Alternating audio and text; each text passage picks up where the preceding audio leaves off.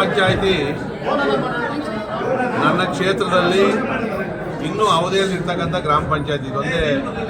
ನಾಳೆಯಿಂದ ಇವರು ಅವಧಿ ಮನೆ ಆಗ್ತದೆ.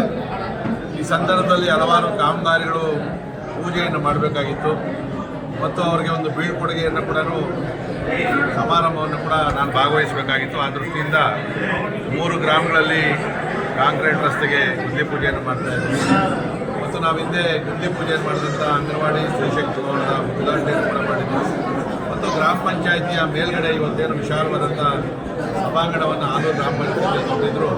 ನಮ್ಮ ಅಧ್ಯಕ್ಷರು ಎಲ್ಲ ಸದಸ್ಯರ ಸಮ್ಮುಖದಲ್ಲಿ ಅದರ ಲೋಕಾರ್ಪಣೆಯನ್ನು ಕೂಡ ನಾವು ಮಾಡಿದ್ದೀವಿ. ಏನು ಅಂದರೆ 5 ವರ್ಷ ಎಲ್ಲ ಸದಸ್ಯರು ಕೂಡ ಜೊತೆಯಲ್ಲಿದ್ದು ಅನೇಕ ಕೂಗಾಟಗಳು, ಚೀರಾಟಗಳು, ಜಗಳ ಎಲ್ಲವನ್ನೂ ಮಾಡಿರ್ತೀವಿ.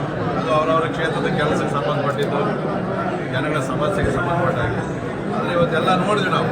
ಇನ್ನು 5 ವರ್ಷ ಯಾಕಂದರೆ ಎಲ್ಲ ಜೊತೆಯಲ್ಲಿದ್ವಿ, ಎಲ್ಲ ನಾವು ಬೇರೆ ಬೇರೆ ಆಗ್ತಾಯಿದ್ವಿ ಅಂತೇಳಿ ಎಲ್ಲ ಒಂದು ರೀತಿ ಭಾವನಾತ್ಮಕವಾದಂಥ ಒಂದು ಸ್ಥಿತಿಯಲ್ಲಿ ಇವತ್ತೆಲ್ಲರೂ ಕೂಡ ಇದ್ದಾರೆ. ಇಲ್ಲಿವರೆಗೂ ಏನಾಗಿತ್ತು ಎಲ್ಲವನ್ನು ಮರೆತು ಹೇಳಲಾದಂಥ ಕೆಲಸವನ್ನು ಕೂಡ ಗ್ರಾಮ ಪಂಚಾಯತಿ ಸದಸ್ಯರು ಅಧ್ಯಕ್ಷರು ಮಾಡವ್ರೆ. ನಾನು ಕೂಡ ಈ ಗ್ರಾಮ ಪಂಚಾಯತಿಗೆ ಸಾಕಷ್ಟು ಅನುದಾನವನ್ನು ಕೂಡ ಕೊಟ್ಟು ಅವರ ಅಭಿವೃದ್ಧಿಗೆ ಸಹಕಾರವನ್ನು ಕೂಡ ಕೊಟ್ಟಿದ್ದೀನಿ. ಅದು ಪಕ್ಷಾತೀತವಾಗಿ ಎಲ್ಲರೂ ಒಟ್ಟಾಗಿ ಸೇರಿ ಈ ಒಂದು ಉದ್ಘಾಟನೆ ಕಾರ್ಯಕ್ರಮವನ್ನು ಭಾಗವಹಿಸಿದ್ದೀವಿ.